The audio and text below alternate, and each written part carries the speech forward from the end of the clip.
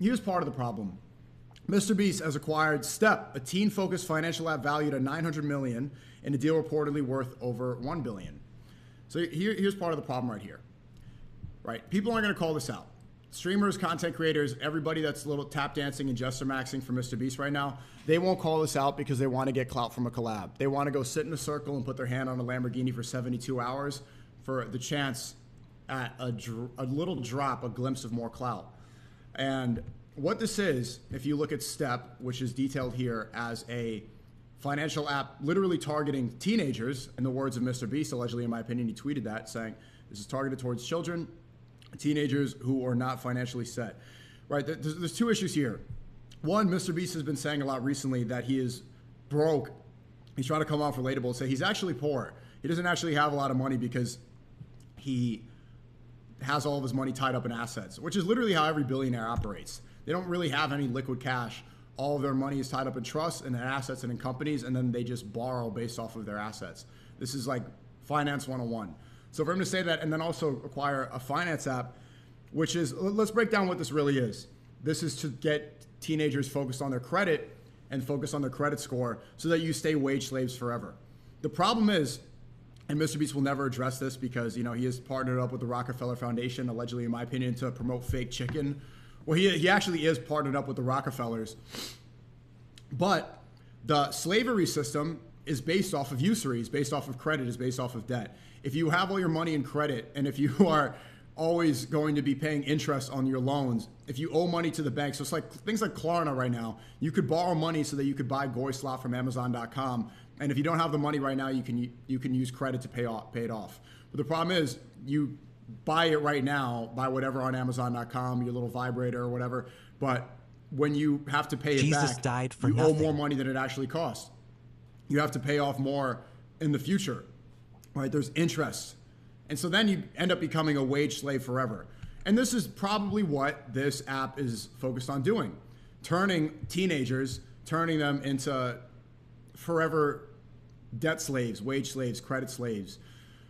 This is, all these finance platforms are usury-based systems. And again, usury is banned in Christianity and Islam. Usury was famously forbidden in Christianity, so we saw from the Rothschild families, what we've recently learned, is that the Christians in Europe that were in charge running the European empire for hundreds of years, they couldn't use usury for their own benefit. So what they did was they hired Jewish bankers. This is not a conspiracy theory, this is true. Because usury was banned and because they couldn't get wartime loans, because war is one of the most profitable, industries, they would hire Jewish bankers. And so the Jewish bankers would be using usury on the Goyim. That's why you have the Rothschilds today.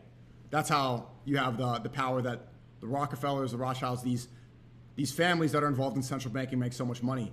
And so now Mr. Beast is kind of looking like he's a useful tool. The issue here is, one, nobody's going to call this out the same way that nobody called about Chris Tyson, because when they saw Chris Tyson leave his family to dress up like a girl and take HRT and do surgeries, allegedly, in my opinion, I mean, at the very least, he was proven to be doing HRT. They said that very publicly.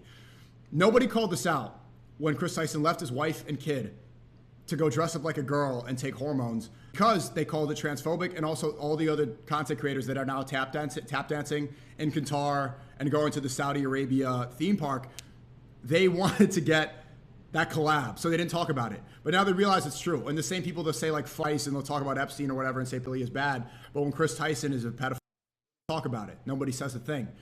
You're gonna see the same issue now. Now that they see Mr. Beast is partnering with this financial app to go target children, to get them involved in usury and become credit slaves, they won't call it out.